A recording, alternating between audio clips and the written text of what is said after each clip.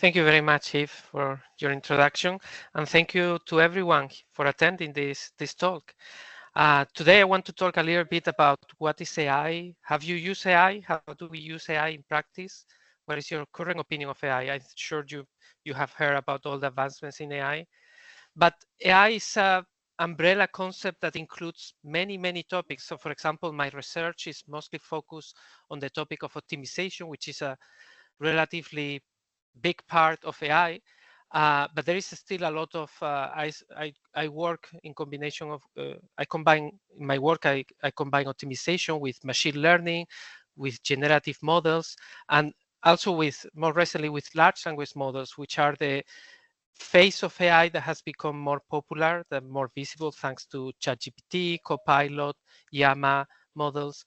But there are other aspects of AI that we will cover in this short course that we'll deliver in May. And I want to talk a little bit about these different aspects of AI. So, for example, one of the things I do is mathematical optimization. An example of mathematical optimization is when you have in the steel industry, when you have to produce steel, you get orders from clients, and these orders are what type of steel needs to be produced, the amount, the shape of the pieces, and producing these steel pieces, fulfilling these orders is a very complicated problem. It's like packing these orders into boxes that they have to follow some restrictions about which boxes can follow other boxes. This depends on the chemical composition of the steel. So to do this for a human is basically impossible nowadays due to the amount of orders that need to be processed and the small amount of time that the system has to plan how to pack these orders in a sequence of phases of production steps. And basically nowadays this step can be done in 10 minutes by an algorithm, by an optimization algorithm, while in the past it would have required a team of engineers several hours to figure out a suboptimal solution. Another example that maybe is easier to understand, and it has happened in my research, is organizing the donations to a food bank. Uh, we have worked with a food bank that actually serves to other charities. So they have 400 client charities that have different needs, different capabilities, and this food bank receives around 7,200 kilograms of food donations. And these food donations have the characteristic that they are very close to be expiring because they are sometimes provided by supermarkets that they donate food that is close to the expiration date. And the food bank has limited space for chill and frozen food donations. So they have to really make good use of these donations. They cannot just give everything. An easy solution will be to give the donations out to the clients as soon as possible. But the clients also have limitations. They have a maximum capacity. They can receive a maximum amount of food per day.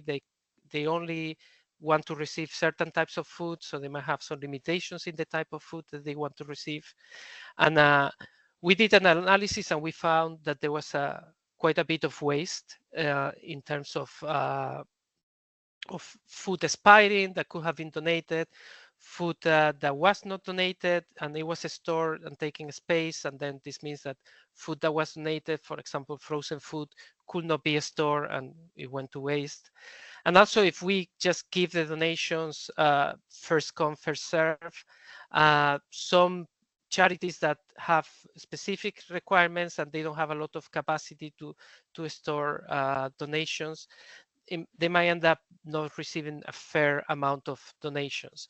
So we use optimization algorithms to help the volunteers that are in the food charity to reduce this waste and try to increase the fairness, so all the clients' charities will receive their fair amount. And these are examples of AI methods, in particular optimization methods, that are able to improve that are able to make decisions that for a human will take too much effort or too much time or cannot simply cope with the amount of data that is available to the system. Uh, a recent example that I found very interesting where we combine optimization and machine learning is this auto carrier company.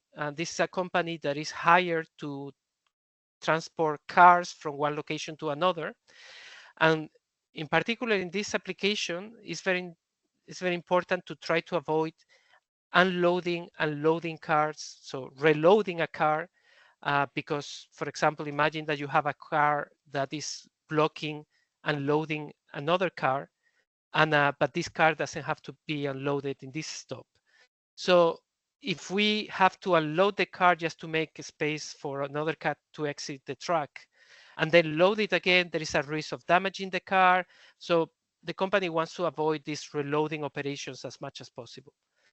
So one thing that they try is they would like to have a system that tells them, if I take this client request and I want to deliver them in a single truck, uh, can I do it without having to reload any cars? So I only load the car at the stop and unload it at the destination. And the truck might visit up to 10 stops. It might carry up to 65 cars. So you can imagine that the answer to this question is quite complicated. It's not an easy answer. And they wanted to do this very, very quick. So we designed a graph neural network that can analyze load requests. And the goal of the graph neural network is not to optimize, but to just answer the question, can I do it? Is there a way to do it? I'm not telling you how to do it. I'm just telling you, do you think it can be done without reloading?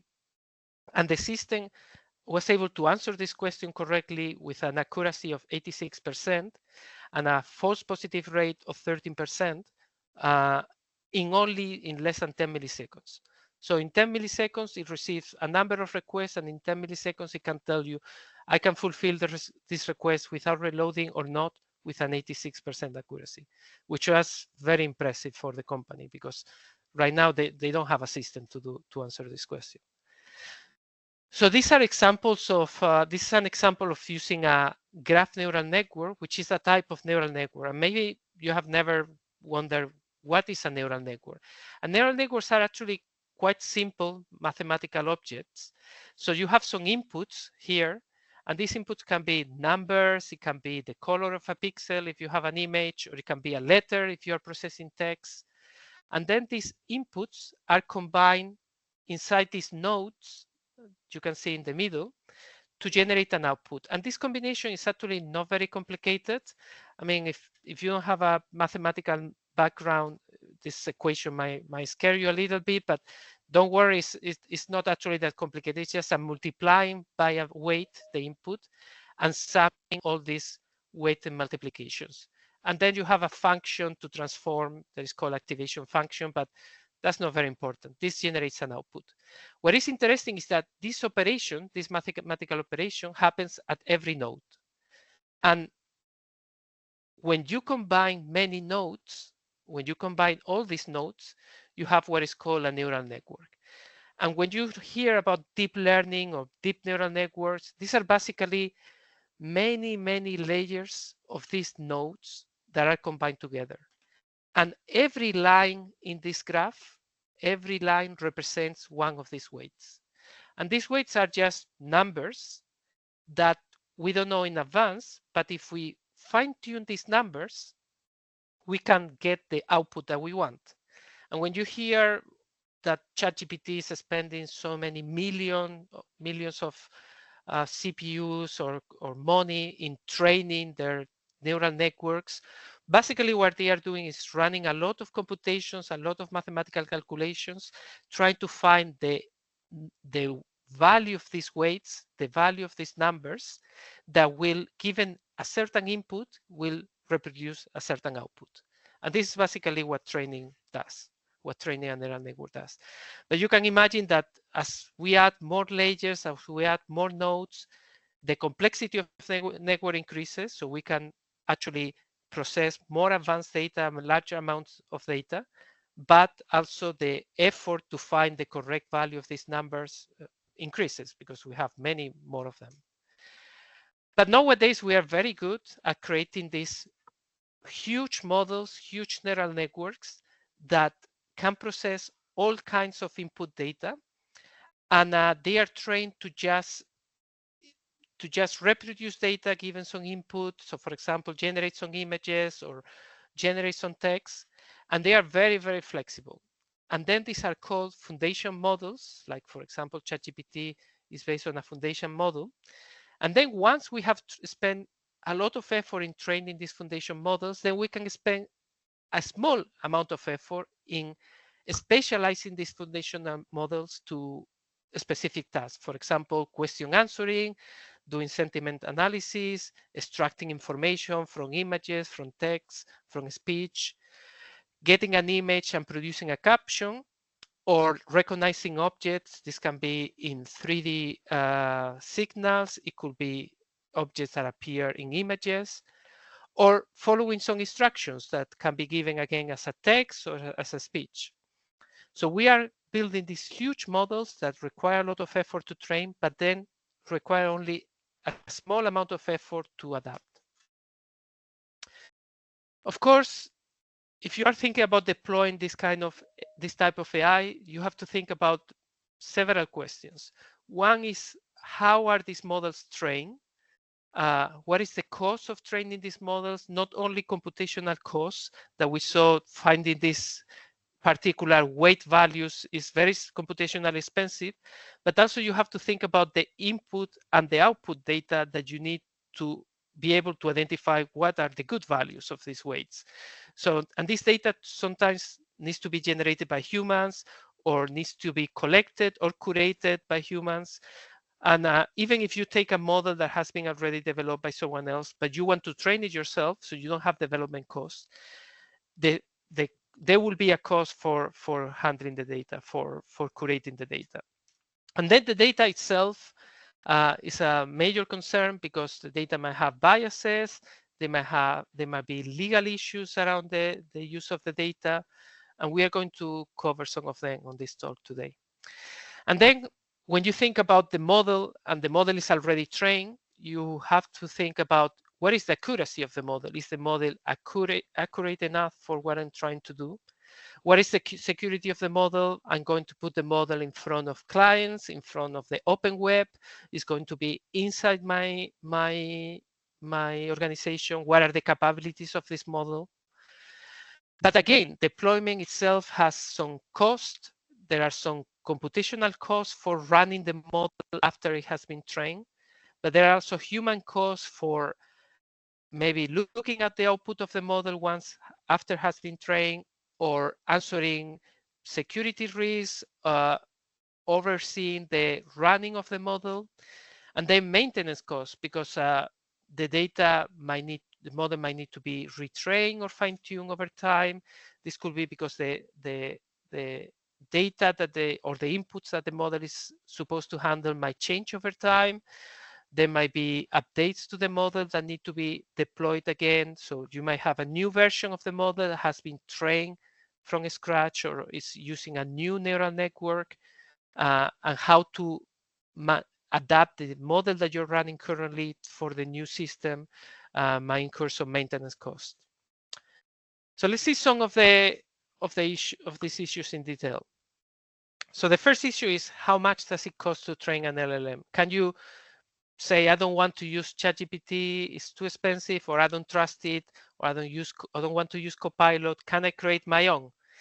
And unless you have a lot of computing power available and a lot of money to spend, the answer is probably no, if you want to get the performance that these models are showing nowadays.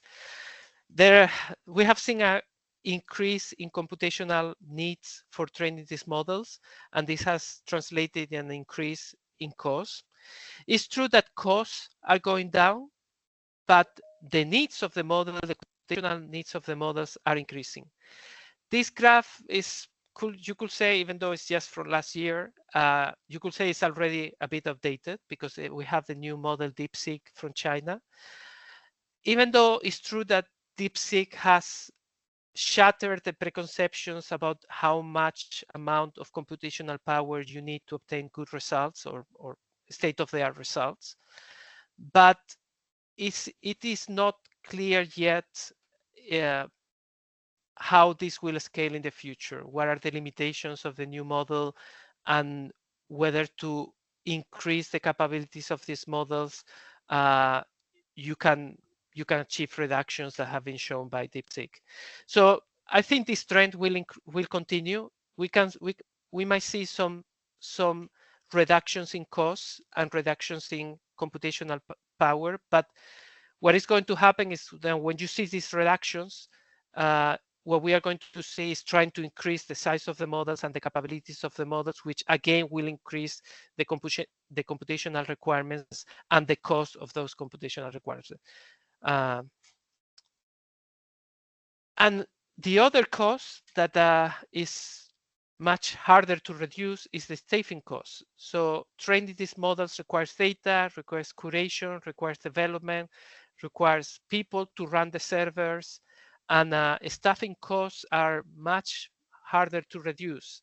And yes, we can automatize some operations, but still these systems require a lot of human effort to make them run and keep them running. There is this example that OpenAI, even though they have already invested in previous years in all the computational systems, they're still spending up to $1.5 billion just on staff, just on human resources. And this is something that is basically unavoidable at this point. And in fact, you could train, if you could ask OpenAI to train a model on your own data, because you don't want to use the data that OpenAI is using. And OpenAI itself estimates that just running the training, so you don't have to buy the computers, you don't have to buy the humans, you don't have to hire the humans. You just have to provide the data and run the training on the OpenAI servers. Just running the training could be up to $2 to $3 million. So this is after you have spent all the money on human resources and the computational hardware. Just the running, the energy consumption of training is from 2 to 3 million. So it's quite an expensive cost to train one of these models. And the other question is, why not use the training data that OpenAI has already collected? And the problem of using data from these models is that you might not know where this data comes from. For example, there was a lawsuit in 2023 claiming that Meta, Facebook, has used copyright books to train their AI, their Llama AI. Also, ChatGPT, OpenAI, has been accused of copyright infringement by the New York Times. And if we look at other AI models, for example, Midjourney is an AI model capable of generating images. You can easily generate images that, I don't know, what is your impression, but it could seem that there is some kind of copyright infringement in these images. So these images are not images from movies or games or cartoons. These are images generated by the AI that look suspiciously similar to some movies and some cartoons. So whether this will actually lead to copyright lawsuits, and we still have to see what happens in the courts. But yeah, it's a bit concerning about the source of the data. And even if you are not concerned about copyright infringement, one of the concerns is that the data that is used to train these models is often collected from the internet, collected from books, collected from reports, even sometimes collected from web forums or Twitter or X, or some sources that might actually just replicate biases that exist in society or that exist in public conversations. So for example, this report from UNESCO found out that AI-generated content will have a tendency to assign professional jobs to men, like teachers, doctors, and drivers, while often relegating women to roles that are stereotypical or traditionally undervalued or even controversial, which creates it's just replicating biases that might exist in the sources of the data. So fighting these data biases often require human resources. It requires humans to go over the data, identify these biases, try to curate the data, or try to balance the data sets to try to avoid these biases that exist in the source data. Nevertheless, nobody can deny that the performance of these models has increased enormously in the last recent years, and it keeps increasing. There is this chart that shows the performance of these several machine learning models in different tasks, and they use benchmarks to measure this performance, and they set the human baseline at this 100%. And according to this report, they claim that there are several models that on particular tasks, such as, for example, image classification, the models are already outperforming humans. And if you have used ChatGPT for just helping you to write code, for example, you will notice that it's quite good. It makes some mistakes when the task is complicated, but if you know what you're looking for, it can write code at a speed that a human cannot do. But we have to be very careful with these benchmarks because they are summarizing many tasks. They are handpicked benchmarks, and sometimes they hide what are the weaknesses of these AI systems. So these are benchmarks that are not designed to detect weaknesses, to detect failure modes. And this is something that was raised in 2023 in this article in Science by Ryan Burnell and his colleagues, that the current approaches for evaluation don't actually try to assess the weaknesses of AI systems. They try to assess how AI systems can outperform humans in some tasks. And it's important to be mindful of these weaknesses. One of the weaknesses that maybe you have heard of is that these AI systems tend to hallucinate. They just make up things out of nothing. They create whole stories that are very convincing. So for example, somebody asks an AI system, what is the world record for crossing the English Channel entirely on foot? And the AI system make up this story about somebody called Christoph Wanstraff in Germany that was able to cross on foot the English Channel in 14 hours and make it a whole story about it that of course is completely wrong and made up. But it doesn't give you any hint that this could be false. And this answer may be obviously an hallucination because, of course, nobody has crossed the English Channel on foot. But for other types of questions, it might be much more difficult to detect that the AI is hallucinating. So it becomes a significant concern. I have my own experience with hallucinations, asking AI to help me to write some code or answer some question about if somebody has proposed a research idea, and the AI making up a completely convincing code that runs. You can run the code and it doesn't give any error, but it's calculating a completely wrong answer. If I didn't know the answer and I use this code in production, it will be a absolute mistake. And there was in this AI index report, they estimate that ChatGPT hallucinates in around 20% of its responses. It adds some type of hallucination. It might not be the full answer that is a hallucination, but it adds some details or some additional information that is a complete hallucination. And this hallucination can take several forms. For example, in the category of health, it can make up possible remedies or possible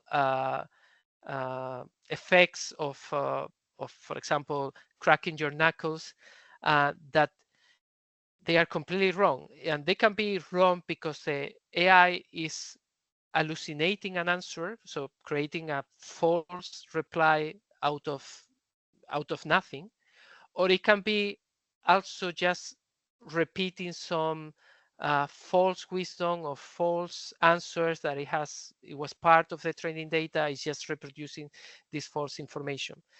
This is also important if you consider law, where asking law questions to ChatGPT might not be legal questions to ChatGPT might not be the brightest idea, because it might give you completely wrong answers, even though one could imagine that this is not an opinion, this is something that is written in legal text. So it's not trying to interpret legal text. So it should be possible to give the correct answer, but unfortunately, one should be very aware that even ChatGPT sometimes hallucinates legal answers.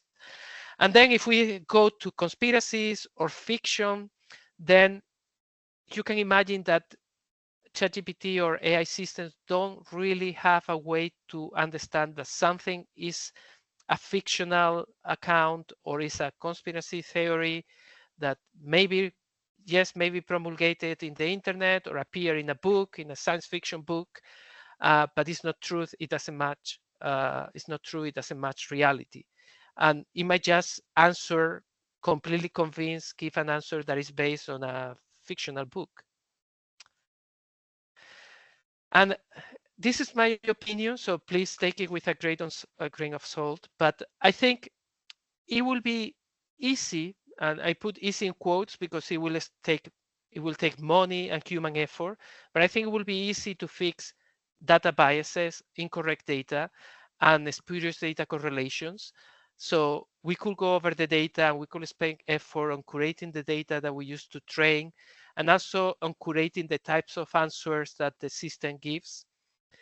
But in my opinion, it's going to be very hard to fix the ability to reason about the physical world. If we are asking ChatGPT, for example, this question about crossing the English Channel on foot, ChatGPT doesn't know what the English Channel actually is. It doesn't know that it has water. It doesn't know that you cannot walk on water.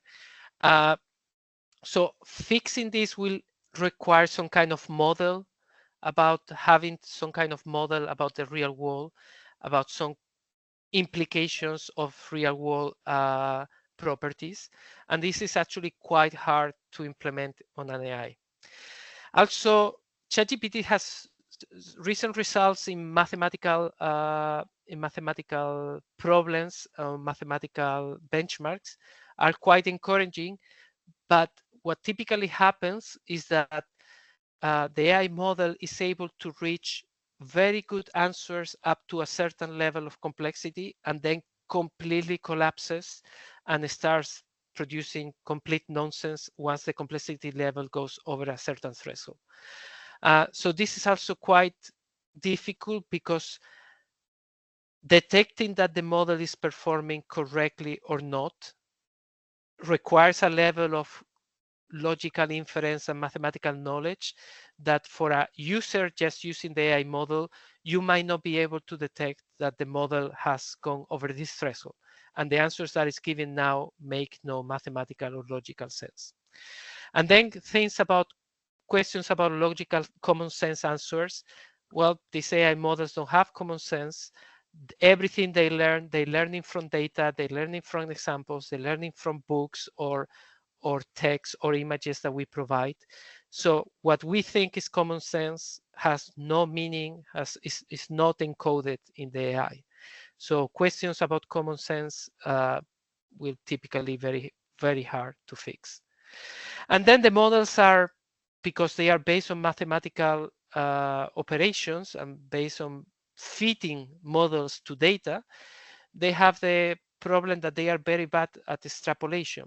And if you don't know what extrapolation is, let me give you a very brief definition. I hope it's understandable, but we can discuss it in the course in more detail.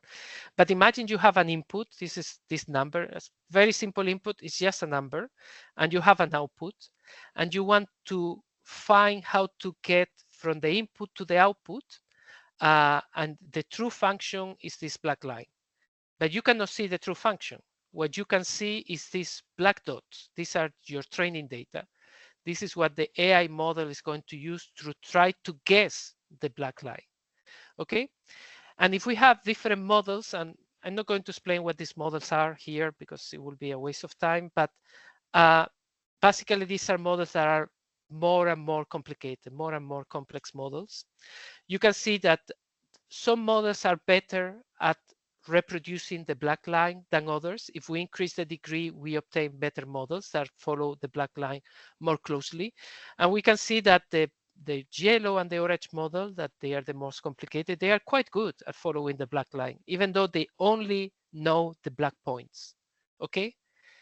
But what happens if we go beyond the points that we have for training? And this is when we are extrapolating. What we were doing before was interpolating between the black points, but now we are extrapolating beyond the boundaries of the data that we have.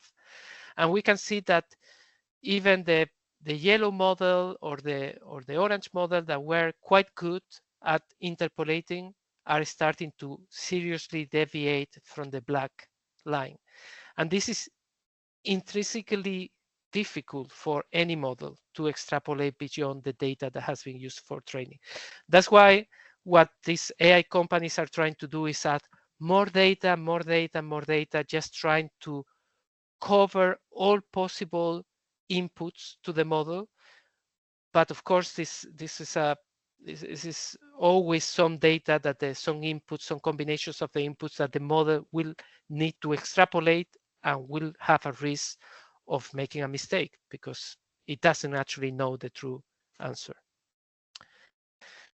Then, if we look not just at mistakes, but at the security implications of these mistakes, we can see that there is a risk, for example, that AI models will actually reveal the data that has been used for training. So there is this example that many of these examples have been fixed now in ChatGPT, but that doesn't mean that there are no other ways to reproduce this behavior.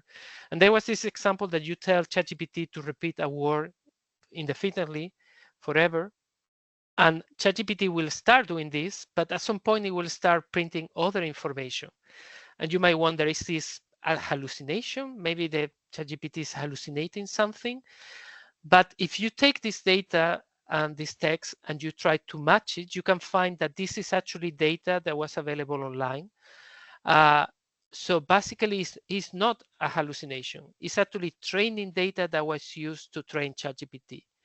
And in this case, it was easy to check because it was online, but there might be other data that was not available online, but ChatGPT was, this data was used for training ChatGPT, and somebody just having access to the prompt of ChatGPT might be able to recover some of this data, which for some companies will be very serious because they might have trained the AI model with data about their staff, data about their clients, data about their for example, their financial data. So it will be a serious breach of confidentiality so that somebody can access this data through the AI system. Another security concern is that modern AI systems are running, you can see that they are running in some sort of jail. So they have been taught or they have rules implemented to not provide some information, to not answer some types of questions because they are deemed to be controversial. They are maybe providing illegal advice to do illegal things. So there are some rules implemented in these systems to try to avoid answering these answers or fulfilling this request, answering these questions or fulfilling this request. But what has been shown is that it's relatively easy, with some effort and with some trial and error, it's relatively easy to break these rules, to force the AI to go around these rules and answer the questions that they were designed to not answer. So for example, in this case, this AI says, I'm sorry, but I can answer this question about how to steal someone's identity. But if you add some tokens, some text that should really not add that match. And some of it may be a bit random, but these inputs can be found by trial and error or by using other AI systems to find the inputs that actually break the jail. Then you can get the AI to actually provide an answer. And this case, yeah, this might be some information that the AI have obtained somewhere, but it could be, again, confidential information about your company. It could be instructions about how to build weapons or how to do some illegal action, and it will be very problematic for the company that the AI was providing this answer, that was able to break the rules, whatever rules have been implemented. And this is a very difficult problem to solve. And it might be not illegal information, but it could be also simply wrong information that has legal implications. So, for example, there was a case of a customer that asked a chatbot of an airline, Air Canada, whether they could get a discount for a particular situation that they had. And the chatbot say, yes, that's perfectly reasonable. And then the company wanted to say, no, this was a mistake from the chatbot and this was wrong information. We don't agree. And the chatbot was responsible for its own actions. Of course, the judge decided, no, this is a chatbot of your company, and it represented the company. And if he say this is what the company is willing to give this customer, then the company is legally obligated to fulfill this request. So imagine that in this case, it was not a malicious customer that was trying to jailbreak the chatbot, but it was more a hallucination of the chatbot. But imagine that there was a malicious customer that was trying to get something, to get the chatbot to say something or agree to something, and actually managed to get the chatbot to do it. What will be the legal implications in that case? Well, we have not seen this case go to court, but it's a risk that many companies probably don't want to take. And then if we think about, for example, doctors or physicians using AI to provide advice or even diagnosing patients, the question is who will be responsible if the AI hallucinates or provides the wrong information and some patient gets harmed. And the consensus of the legal experts is that probably the doctor will be liable. It's not the chatbot, it's not the company that provides the chatbot. And many of these companies actually have many disclaimers that you have to be careful with the outputs because there are many situations where the output is not reliable.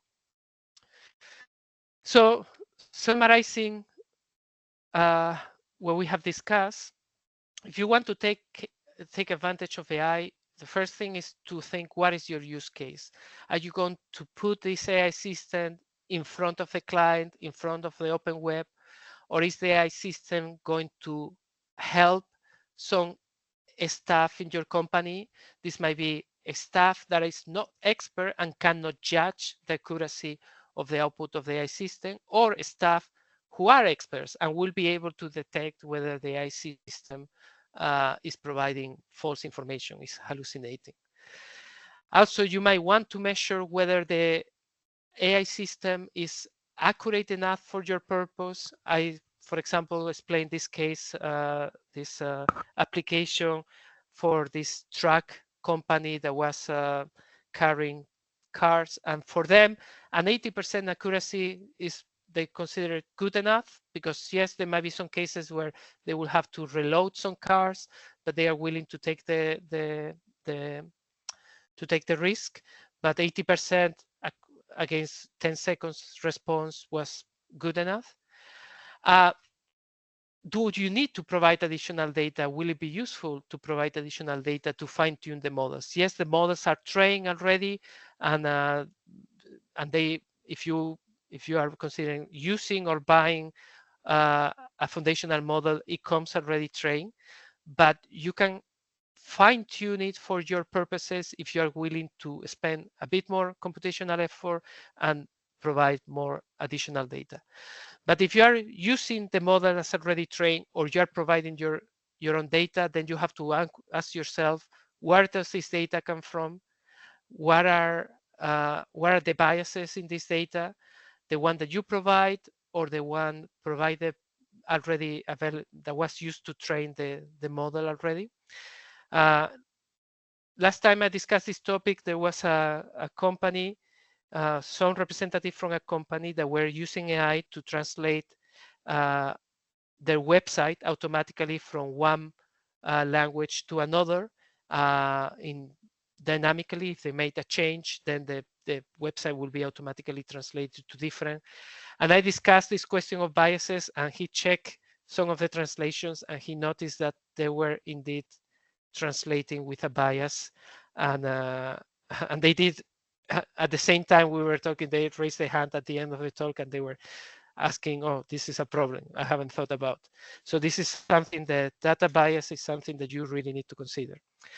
And then all the security risks, if you're thinking about making the AI model be facing your clients or facing the open web, then the security risks are much, much larger, much more important than if you are using the AI to help your expert staff who actually have the capability of evaluating the outputs of the model.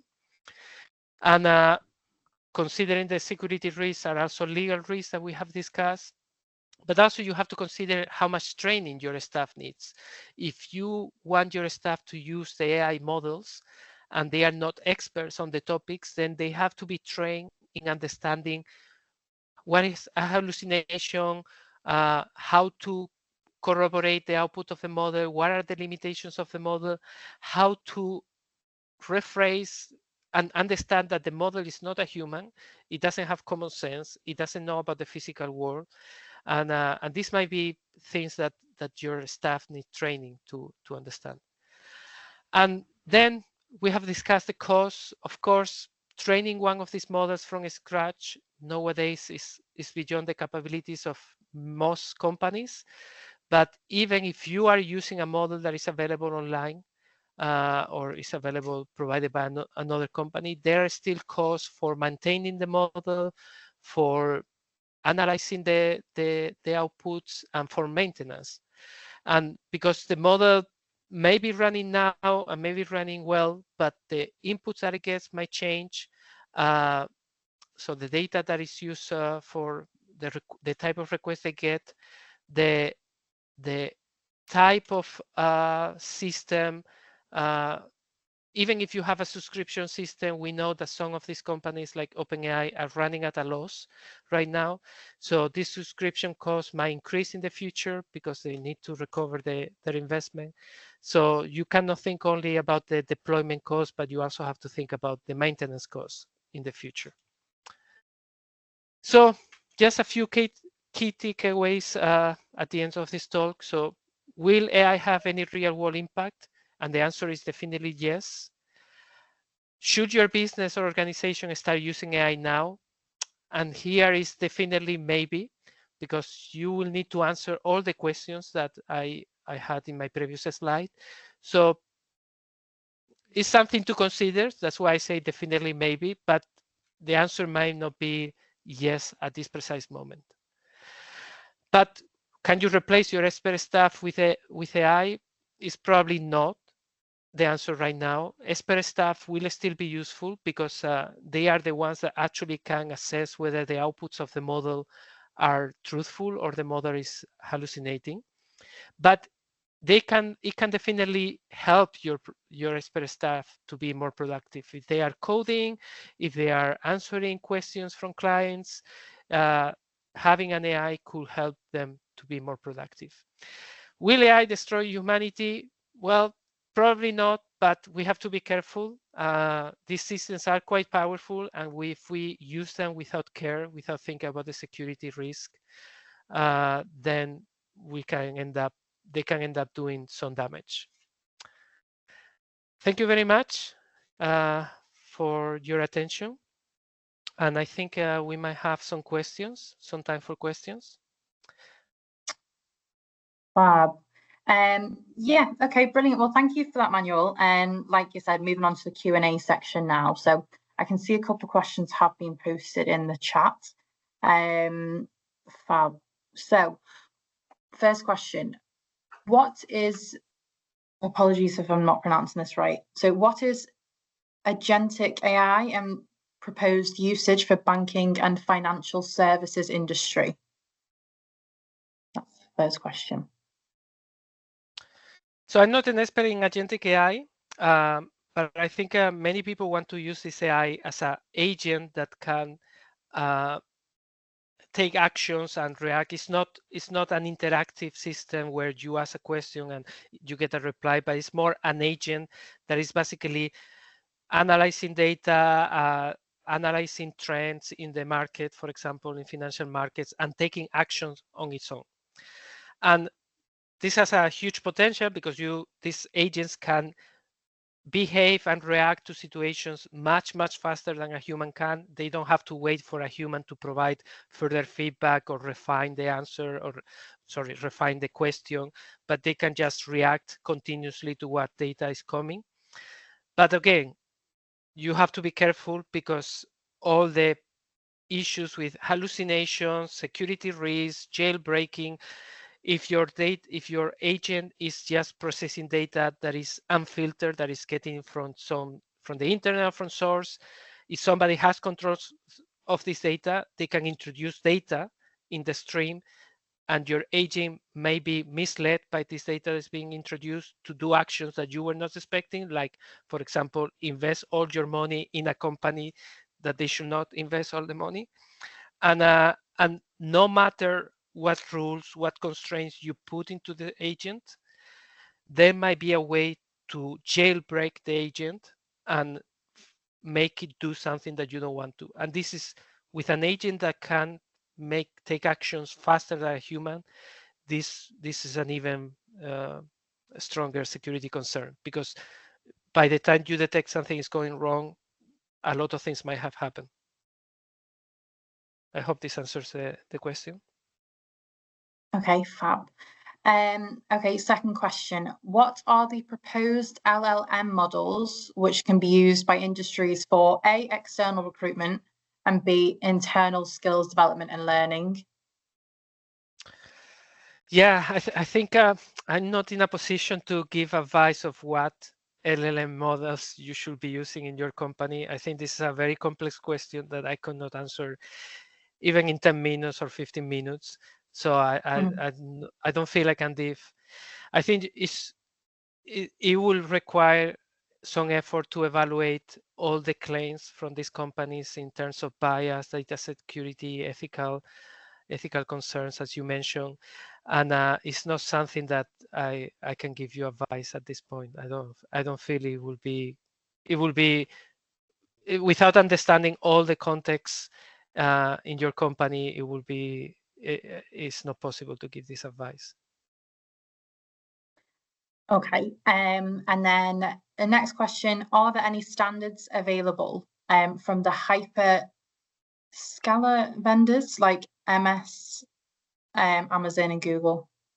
Scala? All right. Any standards, but what type of standards? It just says, yes, are there any standards? I think standards will be welcome, but I think when we think of standards, I think there is some people that think about APIs, so how to access the model, how to make queries, but I think I have the feeling that this is not the type of standard that you're asking for, and I think we are still lacking standards in terms of how to measure quality, how to measure risk, how to measure biases. There is a lot of work there, but I don't think there are universal standards, even in terms of the legal framework, which I'm not an expert in the legal framework, but in terms of the legal framework in Europe, there is a lot of questions about how to measure the risk of AI. And basically, if we look at the legal requirements or the legal threshold for that, I think it was approved recently in California about what models let's say, dangerous, they look at the size of the model, at the amount of data or the number of weights or the computing power needed, which is not really a good measure because it tells you how complex the model is, but it doesn't tell you anything about the data that was used to train the model. It doesn't tell you about the capabilities of the models to avoid hallucinations or avoid jailbreaking. So I think we are very, very early in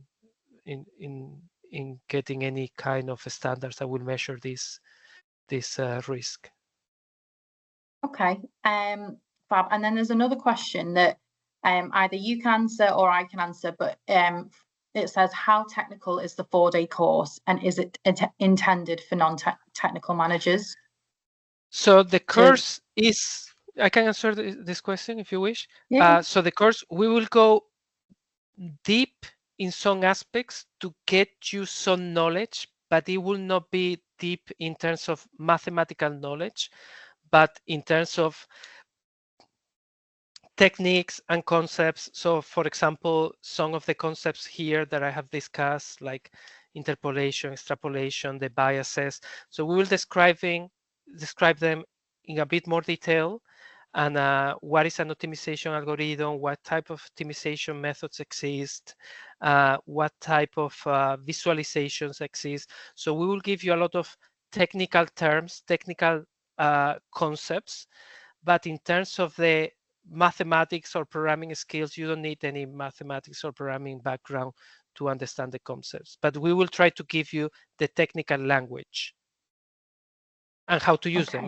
We have a lot of case studies on how to use these techniques. Yeah.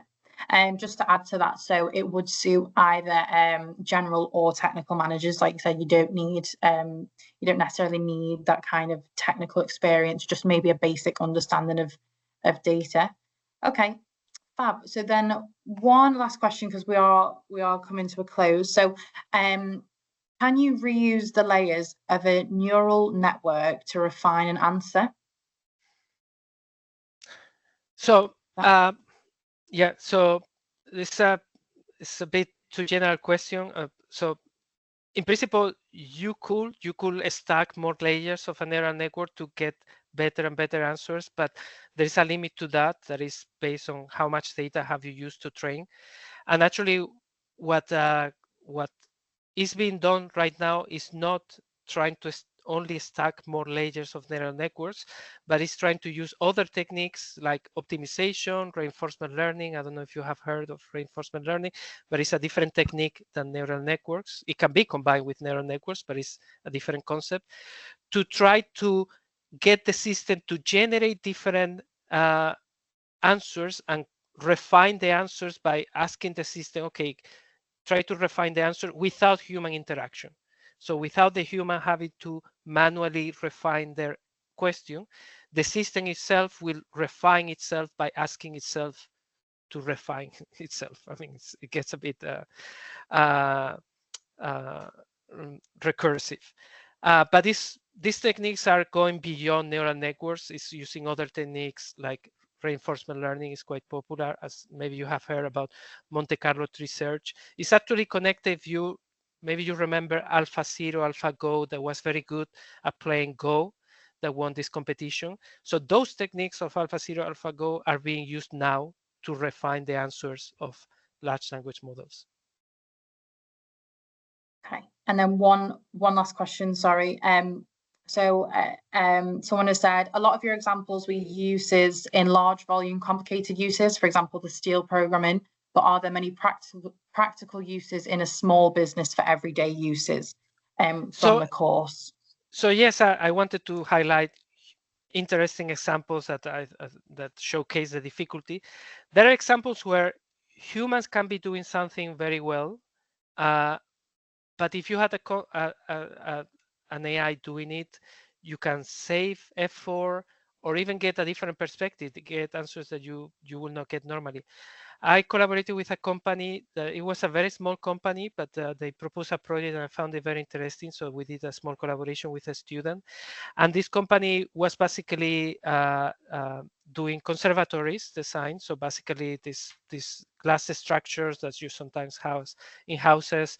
And basically, because they are custom made, what this company delivered, designed together with a client, they had to cut pieces of glass, and they were ordering these glass pieces in bulk, and then they were cutting, and the pieces that were the waste of cutting small pieces were just thrown away, and they were spending a lot of money in throwing away pieces of glass that they could not fit in any other order. And we designed a small AI system, a small optimization system that basically tried to pack these pieces as efficiently as possible to produce less waste, and the waste will have the shape of pieces that were very popular. So if you have waste, this waste you had higher chances of reusing in the project for a future client. And this was something that a human could do if they spend sufficient time. I mean, you could sit down with a drawing, pen and paper, and try to fit the pieces to reduce waste, but it would just take you several hours, while the computer can do it in a few seconds. And sometimes the computer can find solutions that you will not find because you gave up before you tried everything that was possible. And of course, for the companies, this didn't save millions of pounds, but it did save some money. And what it saved is time. It saved a lot of time for the company. So I think they found it. If we think about it, we can find many of these examples where there are little repetitive tasks that if you were able to save a little bit of time and a little bit of money, they will pay off in the long term. Wow. Okay, well, that wraps up the Q&A section and the end of the webinar. So thank you so much to Manuel for delivering this webinar today. And thank you everyone for joining us as well. I hope you enjoyed and found it beneficial. And if you have any further questions about the course, then please contact me on the details in this chat. Should we mention a bit more about the course? So just to provide a bit more information, we are going to discuss how to strengthen your decision-making capabilities with data and AI models. Also, we will discuss in the course the ethical, legal, and social responsibility implications around the use of AI. If you attend the course, the goal is not to make you a programmer or a mathematician, but actually that you understand how to talk about these techniques and how to tell a story about these techniques, how to explain their capabilities in technical terms, and also for you to be able to ask the kind of questions that are relevant when you want to evaluate these AI models. We'll have real-world case studies examples from companies, examples from our own research, and we also will have 2 industry speakers.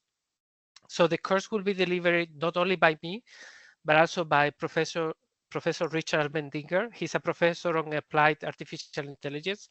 And he also collaborates with lots of companies because he's the Associate Dean for Business Engagement in the Faculty of Humanities. So he has a lot of experience collaborating with companies. And our guest speakers, we will have Vlad. He's working in policy expert and he's the head of data. And Joe Luxman, who is working in Peak AI. This is an AI company located here in Manchester, but with offices around the world. There is having a lot of success in the AI, in developing AI platforms. And yeah, thank you very much to everyone for attending.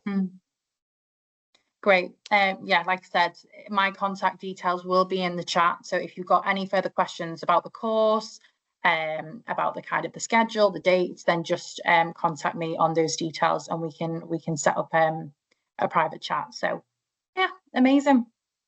Thank you very much, everyone. Bye bye.